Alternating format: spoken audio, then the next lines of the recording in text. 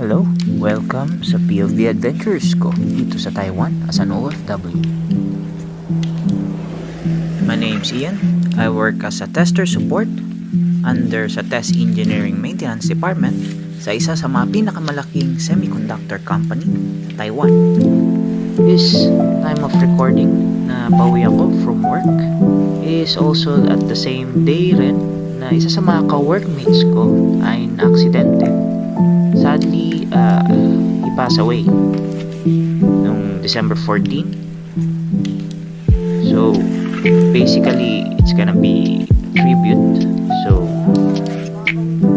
isa sa mga natutunan ko, we have to be thankful every day and also maging maingat sa kalsada. Also, during this time of recording nung pauwi ako, ay around 7 AM ang out time ko. Siya rin yun. Wala pang 10 minutes. At I think around 7:15 to 7:20 daw ang aksidente.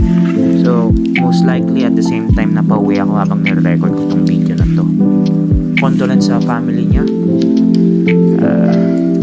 Ang nangyari daw kasi, nung nagmamotor siya, may biglang mabilis na kotse na SUV na bumangga sa kanya.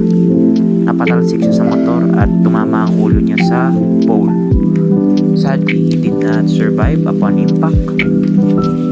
Kaya, not sure kung anong next steps na mangyayari after nito. But I do hope condolence sa family niya.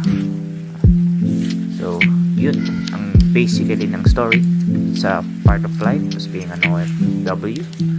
Maging maingat tayo at maging thankful sa pang-araw-araw.